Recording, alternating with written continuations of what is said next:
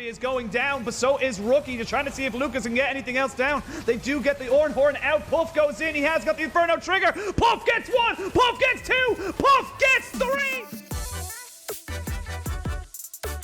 Hi, I'm Frankie Ward, and this is the Weekly Riff Review, the show where I recap everything that happened this week across the world of LoL Esports. Like EDG dropping their first match of the year. But before we jump into the news, be sure to follow LoL Esports on Twitter.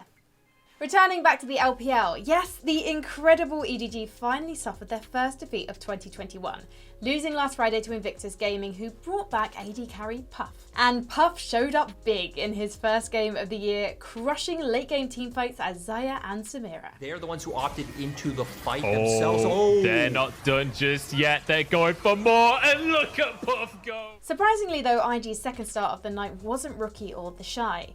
It was actually their rookie juggler Shun, who was named Game 1's MVP for his fantastic Lilia performance, finding crucial lilting lullabies onto EDG. Yeah, and this dragon fight here, you can see him just sort of darting in, darting back. You can see he just keeps that damage consistent, and he's never 100% focused on, which makes it just so difficult for EDG just to kind of get anything done. I swear IG are the LPL's most confusing team. One day they sweep the best team in the league, the next they get swept by 12th place Suning. But hey, that makes their games all the more fun to watch. Well, unless you're an IG fan. Those poor souls face an emotional roller coaster every time IG set foot on stage.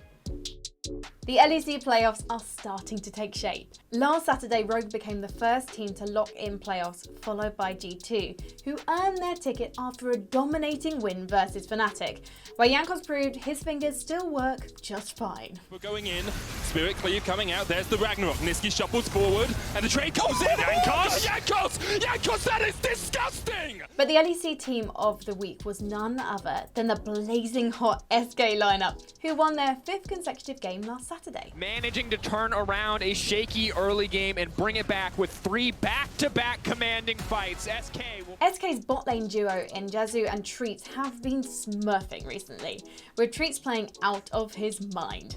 Treats performed especially well in SK's Friday win against Mad Lions, throwing his team onto his massive purple back as he carried the game as Alistair. Solution. So here we go. Mad Lions are going to walk over to the Baron. SK wants Treats in. is going in there looking for Yoye. He's going to get exhausted immediately, knocked back, and that is the jungler down. I guess you could say watching him has been a treat. I make no apologies. Speaking of win streaks, Gen.G won their 5th straight LCK match last Sunday, beating Africa Freaks in a bloody 3-game series. Nicely done by Clid, but here we go. Gen.G with their Infernal Soul, their Elder Drake, and their Baron are going to be able to take this one down. As PDD says, take down the Nexus, and they say...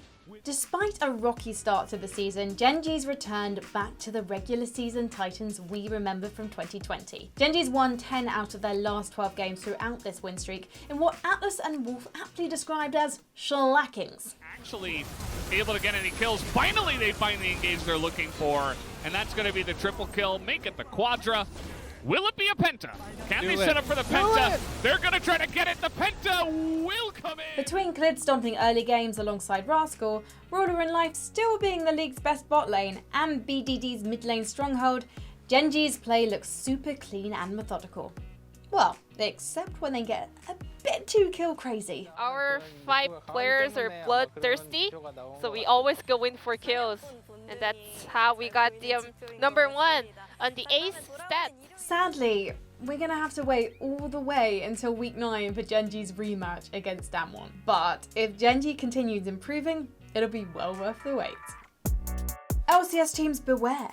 MVP Blaber is back. And I guess someone forgot to tell Blaber Jungle was nerfed this patch because he went absolutely nuts this weekend, leading first place Cloud9 to another undefeated weekend. Despite being the catalyst for almost all of Cloud9's plays, Blaber died just 3 times this weekend, earning himself the Player of the Week award. But I mean, come on, did you see his Olaf?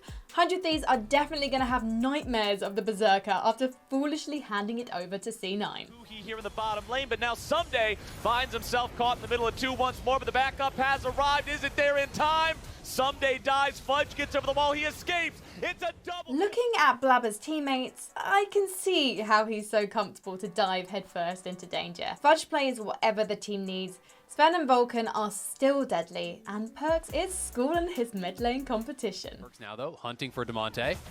Okay, Demonte. Oh, he tries to use the wall, but Perks is just too damn clean, man. A little bit more damage, you'll find him. Perks with the flash for the follow. With only 2 weeks remaining in the regular season, I don't know if any team is catching up to Cloud9. As all the regions inch closer to the playoffs, let's take a look at the global standings. Beginning in the LCS, the second place tie dropped to 2 teams after Dignitas suffered losses to 100 Thieves and CLG. G2 Esports and Rogue are the first LEC teams to qualify for the Spring Split playoffs, with Mad Lions and SK right behind them in the standings. Top Esports jumped up the LPL standings after beating LNG and E-Star last week. And Hanwha Life Esports sent DRX back down to 4th after beating them on Saturday. Heading over to Brazil's CB LoL, last Sunday saw a clash of the league's top 2 teams in Flamengo Esports and Red Canids Kalunga, with all eyes on the star-studded bot lane matchup featuring Red Canids AD carry Titan and Flamengo support Redbird.